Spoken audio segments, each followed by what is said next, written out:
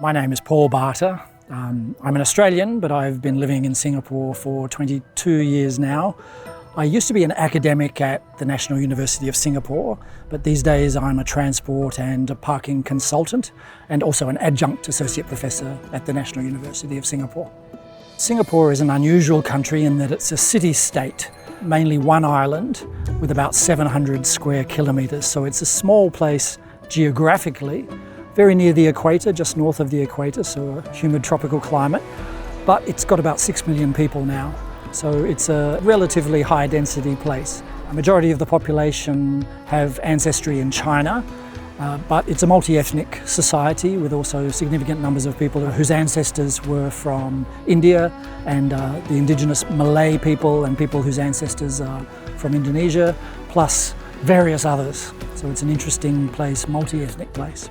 Its economy has been very successful. It went from being a lower middle income country to now being one of the richer places on earth. Today, Singapore is famous for fairly excellent public transport, and it's equally famous for having vigorously restricted car ownership and priced car use compared to most other cities around the world. But how it got to this point and where it's going next are interesting stories.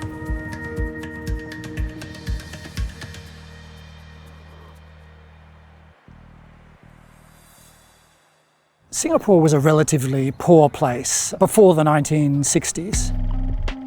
The 1960s were a time of economic success, industrialisation. There was a boom in building housing for the people, replacing the older, much lower quality housing. That economic success led to a rapid rise in the number of cars and also motorcycles. And that led to traffic problems. So by the early 1970s, there was a real crisis, and traffic was a real prominent feature of the landscape.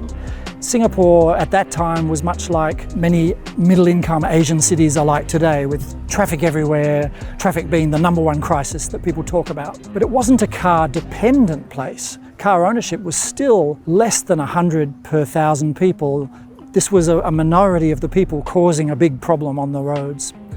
And at that time, there was a new urban planning process took place in the late 1960s, early 1970s.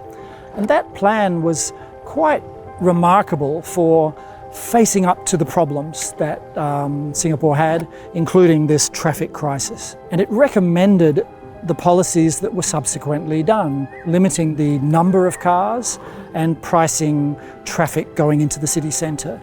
And so by 1975, those policies were being enacted. The taxes on buying a car were increased steadily, step by step.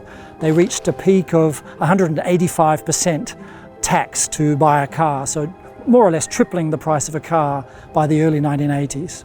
Public transport was still not very good. It was still bus-based, and so they had a plan to build urban rail, the MRT system, mass rapid transit. That was way off into the future. It didn't open until 1987. So what they did in the meantime was drastically improve the buses in 1975. So many people assume that Singapore was able politically to restrict cars, make them expensive because it had MRT. But no, Singapore didn't have MRT. And in fact, it was a mad scramble to improve the buses at the same time as cars were being restricted. After that dramatic turning point in the early 1970s, it was steady as she goes for a long time, for maybe 2 decades. Incremental improvements. The MRT opened, but it was small at first. It was still mainly a bus-based public transport system. Cars were restricted. The government was determined to keep the rate of growth slow so that it could cope in terms of building roads and improving the infrastructure. There were several small changes to how these things were done.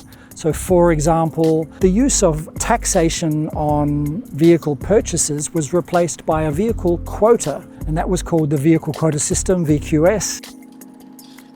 Unlike taxes, it has the feature that the government can determine the rate of growth of the vehicle fleet. So that's not left to chance. But what does vary is the price, because that is based on an auction. Car dealers usually have to bid in this auction for something called the COE, a Certificate of Entitlement. So the price in that auction varies from year to year, from month to month.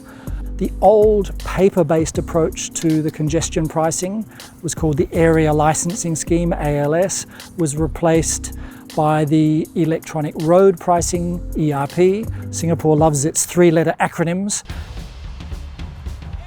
The basic idea of congestion pricing, as done in several cities around the world, and Singapore was a pioneer, is that motorists underestimate the impact that their driving has on everyone else.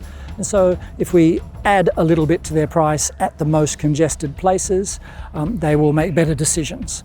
So Singapore carries that out using electronic road pricing.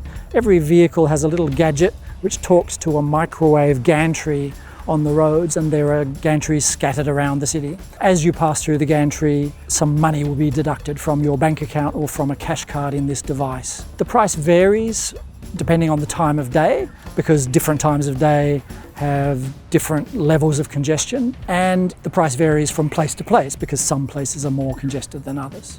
The target speeds are not very fast, so it's not free-flowing traffic, but it's what traffic engineers consider an efficient speed.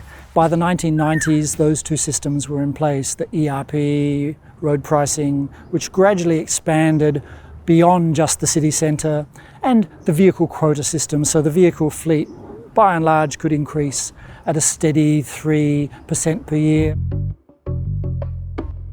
By about the year 2000, Singapore's urban transport was considered quite a success story, especially compared to other big congested cities in the Southeast Asian region.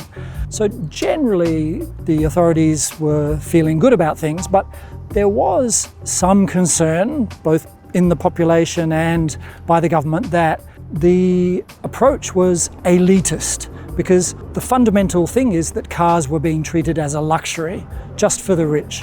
If you were wealthy enough to have a car, you had a pretty good deal. The roads were growing all the time, reasonably free of congestion, plenty of parking. Everyone else had a basic, functional, but steadily improving public transport. So it wasn't a bad deal, but there was some unease about this elitism. And so it might be a coincidence or an accident, but something that happened in the mid-2000s, between 2003 and about 2009, was that car ownership increased quite drastically. The number of COEs was allowed to increase.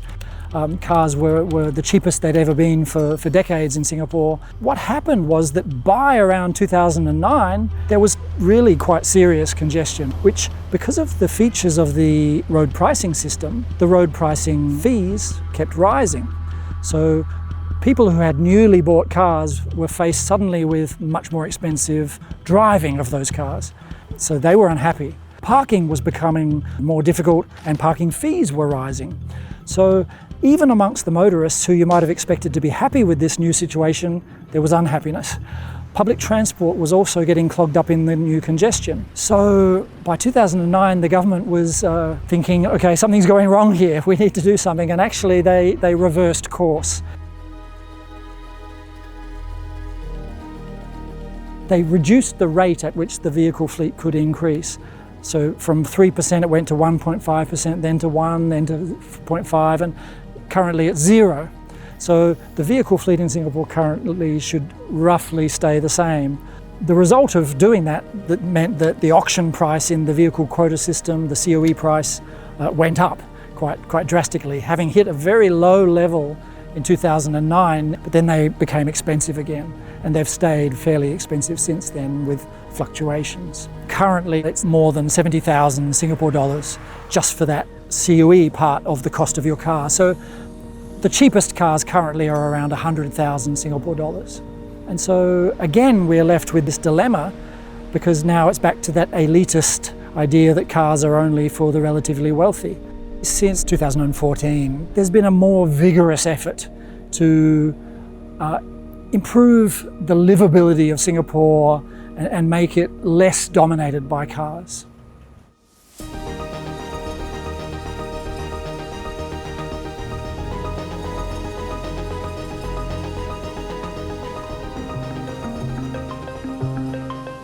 Since 2014, the slogan "car-lite" has been used from time to time. The government is placing a lot of emphasis on the livability of Singapore and make it less dominated by cars. To build a first-class public transport system in Singapore.